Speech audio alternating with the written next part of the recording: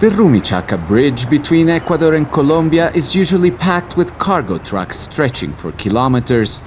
But an escalating trade war has brought what was once a thriving flow of goods to a near standstill. Esperemos que después de estas elecciones A 100% tariff imposed by Ecuador's conservative president Daniel Noboa took effect on May 1st, following earlier restrictions. Noboa says the measure responds to Ecuador's trade deficit and what he calls Colombia's failure to curb drug trafficking across their shared border. Colombia's leftist government retaliated with tariffs of up to 75% on nearly 200 Ecuadorian products. The result, cross-border trade has collapsed by 95%. You can see it right here. We barely have 2 vehicles, and one just came in, but that's basically zero.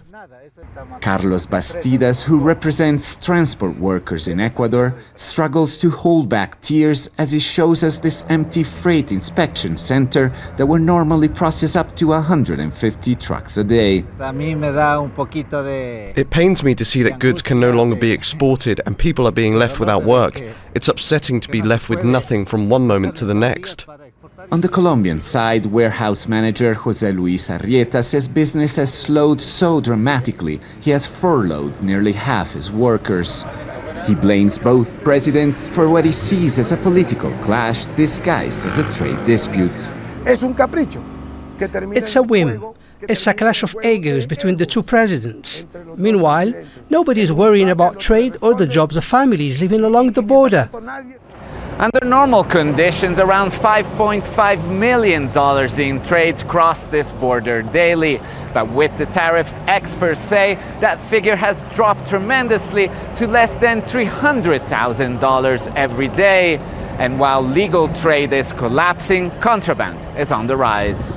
On Friday, the Andean Community, a regional trade bloc made up of Bolivia, Colombia, Ecuador, and Peru, ordered both countries to lift all trade restrictions within 10 business days. But with tensions still rising, it remains unclear whether either side will abide by the ruling. Alessandro Rampietti, Al Jazeera at the Rumichaca International Bridge.